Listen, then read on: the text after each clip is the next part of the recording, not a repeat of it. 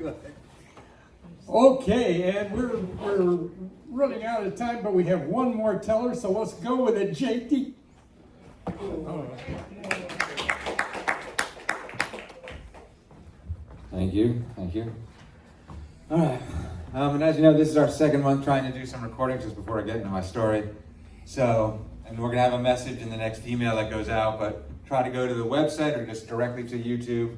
I'll have the link in the email, and try to like the YouTube channel and like the videos. If you're not interested in watching them, that's fine, but try to put some likes in, that'll help promote it, and so we can get more people coming, etc. There is a link on the website under, I think it's Storyteller TV is what I named it, if I remember correctly. What's the website? Our website is Storytellers, suncoaststorytellers.org. Make sure it's .org, not .com. And the YouTube channel? The YouTube channel is a variation on that, but if you just go to our website, you'll see the TV link on the menu there, and you can just click on it, and it'll take you right to it. YouTube always has all these additional letters they stick in the name, and I don't memorize the whole thing. All right, so this is April. April, if you've ever been to Key West in April, they commemorate the reason that they're called the Conch Republic, because that is the anniversary of it this month.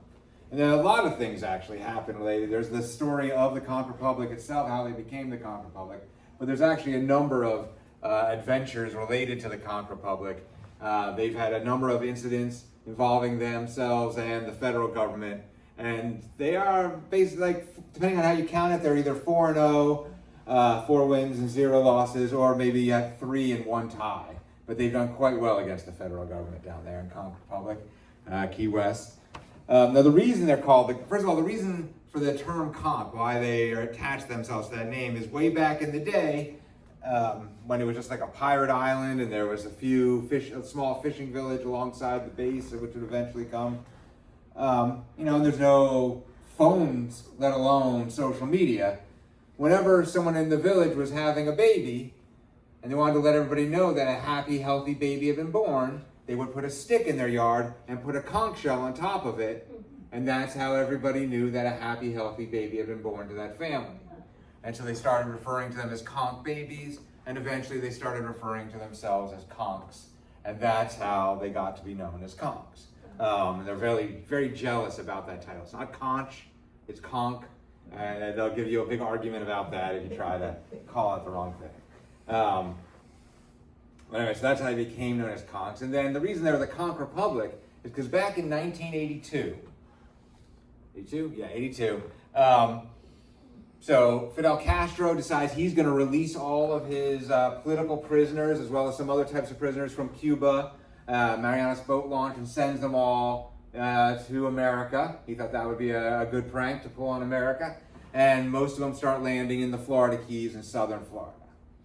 Simultaneous and unrelated to that, this is the era of, the Scarface movie, all that cocaine flowing around Miami. And that was coming from Central America up through the Keys and into Miami that way. So you've got all this illegal drugs coming up through the Keys. You got all these illegal immigrants coming up through the Keys. The federal government is like, this is way too much stuff we don't have control over and aren't getting paid for. We got to do something about this. And being the federal government, they do something stupid and cruel and fairly ineffective. They decide to blockade the road, the only road coming in and out of the Florida Keys, and inspect every single vehicle, not random vehicles, every single vehicle for contraband, and demand citizen proof from every single individual. Who carries citizen proof around the country with them? That's not a driver's license. You needed a birth certificate or a passport or something, who carries that around inside the country? So an incredible traffic jam is created, 15 miles long, all the way down through the Keys across multiple bridges, hours and hours. There's a 7-mile bridge down there, famously called the 7-Mile Bridge. Hours. Imagine being trapped on a bridge with nowhere to go because the federal government decided they needed to inspect every single car without any warning. They just started doing it. Obviously, the people of the Keys are very upset. The mayor of Key West, Mayor Wardlow, goes up to Washington, D.C. There's a case in front of a judge, and the judge just dismisses the case, essentially telling the people of the Keys, I'm paraphrasing here, but basically he told them, shut up and do what you're told. Which of course they were not happy about. The press asked Mayor Wardlow, how do you feel about this ruling? And he replies, if they're going to treat us like foreigners, we might as well go ahead and secede and become a foreign country. So they go back to Key West, they hold an emergency meeting of the city council, and they do exactly that. They secede from the United States of America. They go up to where the blockade is, at where the bridge meets the mainland, the road meets the mainland. They have a guy dressed up in an old-fashioned Navy suit, the big lapels and everything, the whites, and they have a stale loaf of Cuban bread. They declare war. First they read their articles of secession, then they declare war on the United States of America. They take this loaf of stale Cuban bread and break it over this fake sailor's head as a symbolic act of war, and then immediately they surrender and ask for war reparations from the United States government in the amount of $1 billion. As far as I know, to this day, they have never received any of the money from the federal government, but due to all the publicity that they generated and the bad optics for the feds, they took down the blockade, which is all they were after in the first place, which is why the slogan of the Conch Republic to this day remains, "We seceded where others failed." That's not the last time they clashed with the federal government. I still have some more time, right? That's not the last time they clashed with the federal government. A few years later, the feds decided they were going to do military operations to practice invading a foreign island, right? And they were going to use Key West as the rehearsal. But they forgot to tell anyone in Key West they were doing it. But of course, it's a small island, and the Navy base, people work on the Navy base, so word starts getting around informally.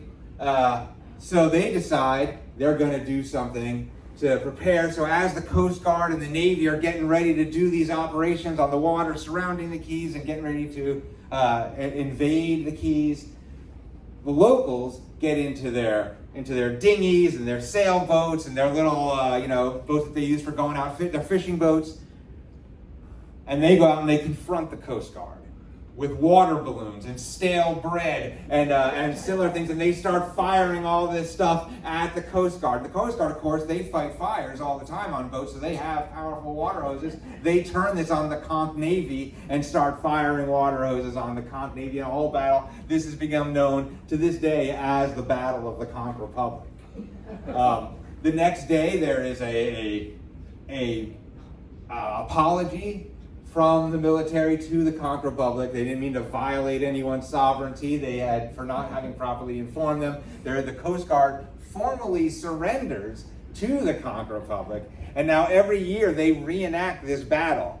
A couple of years ago when I was last there, they had a biplane flew over town during this massive water fight between boats, and a biplane flies over town and starts throwing toilet paper down over the city. It gets pretty crazy, and then the Coast Guard again every year surrenders to the Conch Republic, and they all get together at a bar and get drunk. One time, that's the second time. A third time that they confronted the federal government, a bunch of immigrants from Cuba coming across on boats on the water in these makeshift boats, caught up on a bridge that no longer was the old. There's the 7 Mile Bridge. But the original 7 Mile Bridge was for a train. It fell into disrepair. It's actually been used in movies, blown up and stuff. But it no longer, at that point, touched land on either side. It's now used for fishing and stuff. And a bunch of them, they land on the posts for that bridge coming out of the ocean, and they grab onto it, and they're climbing up it when they get caught by immigration officials.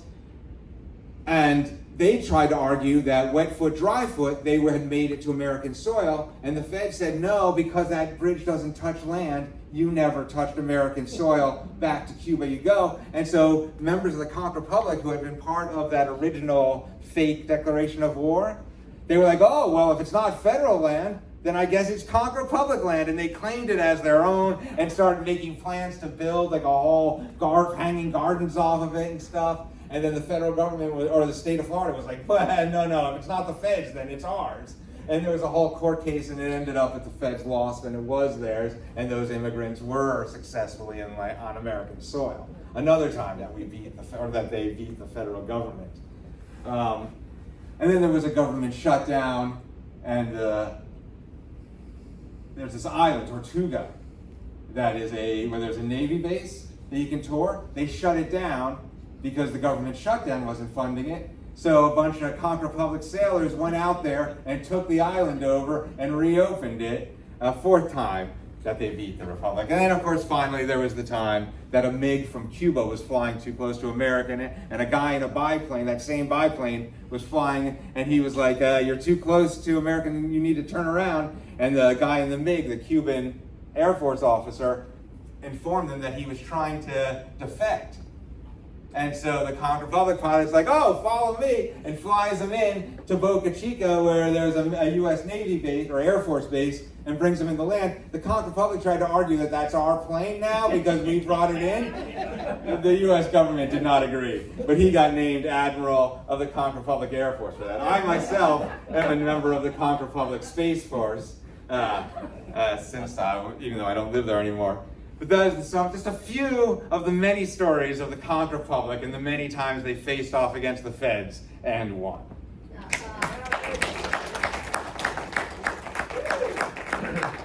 Oh, thank you, Katie. Now remember, go in on the website, the www